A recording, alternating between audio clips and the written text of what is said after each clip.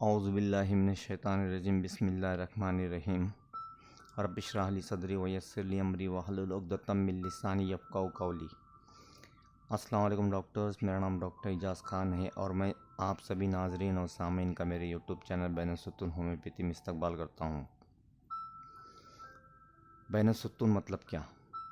Philosophy of metaphor آج کا موضوع یہ ہے، لیکن اس سے پہلے کہ ہم ویڈیو کا آغاز کریں، میں چاہتا ہوں کہ آپ زیادہ سے زیادہ ہماری ویڈیو کو، ہماری محنت کو لائک، شیئر اور کمنٹس کریں۔ ساتھ ہی ساتھ نئے ہو تو سبسکرائب ضرور کریں تاکہ اسی طرح ہمیں ہمت ملتی رہے۔ آئیے ویڈیو کا آغاز کرتے ہیں۔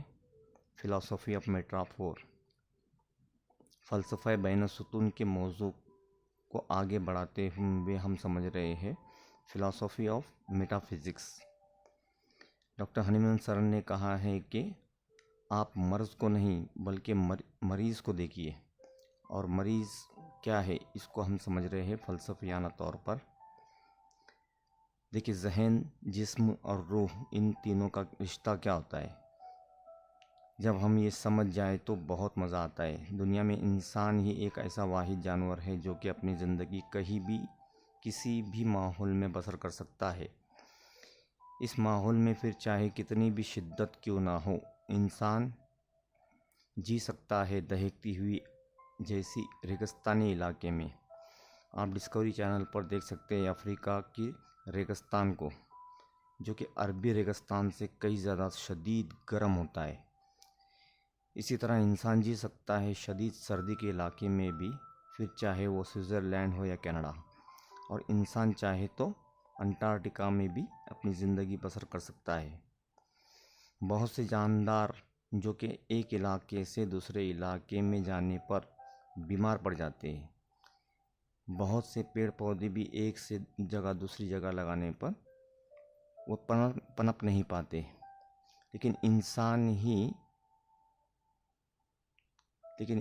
نہ صرف اس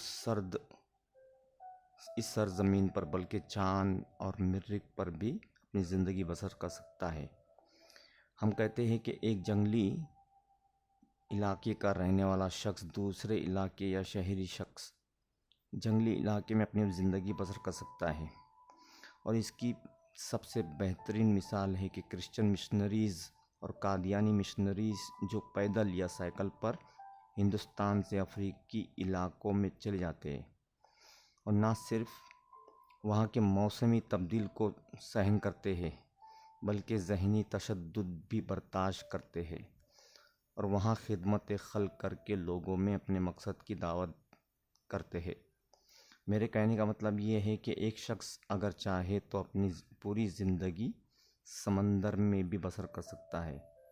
ایک جملے میں اگر کہا جائے تو دنیا میں ایسی کوئی جگہ نہیں ہے جہاں کا ماحول انسان قبول نہیں کر سکتا، وہ اپنی زندگی بسر نہیں کر سکتا۔ کیوں؟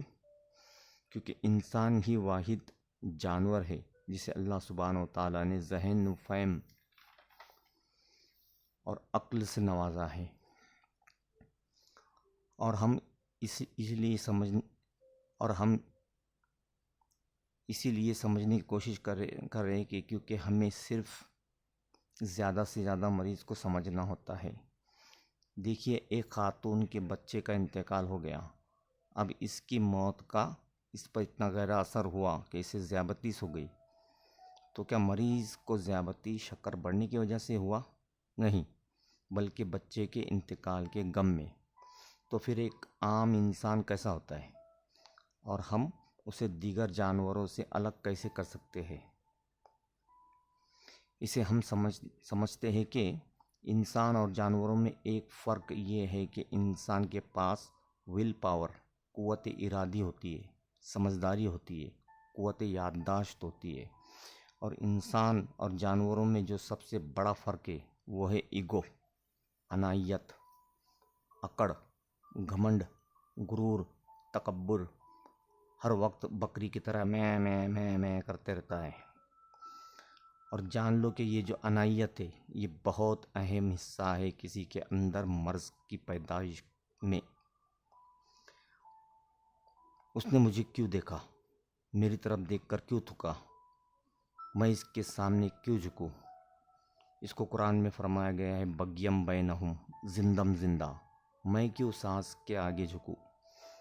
کیونکہ وہ تو آج کی بہو ہے، اور ساس کا اپنا کہنا ہے کہ میں کیوں اس کے آگے جھکوں، کیونکہ وہ تو ماضی کی ساس ہے، اور اسے اپنے اوپر اپنے ساس کے کیے گئے ظلموں کا بدلہ بھی تو لینا ہے۔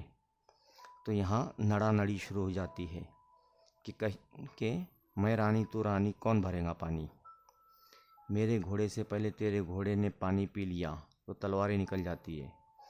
میرے والد نابینا تھے تو کیا ہوا؟ ہستینا پور کی وراثت کا حقدار میں ہوں، اور پانڈووں کو 7 گاؤں کیا، سوئی کے نوک اتنی جگہ بھی نہیں دوں گا۔